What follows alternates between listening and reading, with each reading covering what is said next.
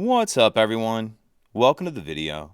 Today we're going to take a look at how to replace the cabin air filter in a 2024 Nissan Sentra. And I'll put a link in the description box of this video to where you can find these replacement cabin air filters if you're in need. So our cabin air filter is going to be located behind the glove box.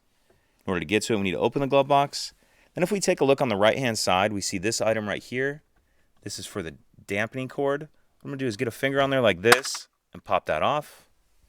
Now there's two stops that are preventing the glove box from coming down, which is what we needed to do. You can see one right here that I'm touching with my finger, and there's another one just like it on the other side over here. So what I'm going to do is push in like this on both sides, and that's going to allow those stops to clear, and then the glove box will come down like that. Now let's take a closer look in here.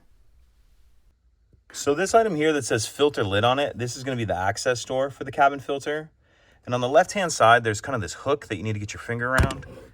And that lid will just pull off there. This side is just on some tabs. Once we get that filter lid off there, we can see our actual filter right here. In order to get this filter out, it'll come down just a little bit like that. And then you'll be able to manipulate it and get it out of there. Then when you put your new filter in, make sure you're paying attention to your airflow. You want your airflow going down towards the ground. Airflow arrow going down towards the ground. Slide the new filter in like that.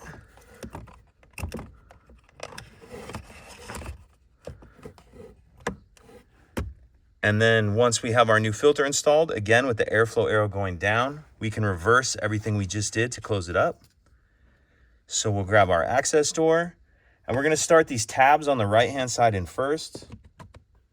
You can see those two tabs slide into that notch like that. And then this clip on the left-hand side, you really can't just push it on or it doesn't clip on. What I found is you kind of need to bend it back like this, just a little bit to manipulate it to get it to clip on there. And now we'll go ahead and close this glove box up. So in order to get this glove box back into place, what we need to do is reach in here and grab this dampening cord that we removed in the beginning of the video and pull it out. Then I'm just going to hold it out of the way with one hand like this and just keep your hand on it. Then with my other hand, I'm going to pick up on the glove box until those stops clear. And now we need to reattach this dampening cord.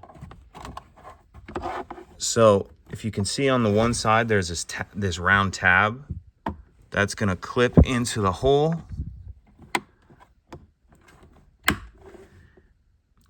And then the other one will pop over that. So there's kind of two tabs right there that you'll need to line up. Once we have our dampening cord reattached, close the glove box, and that's it. If you could take a second to like and subscribe, it helps us out, and I'd appreciate it. Thank you.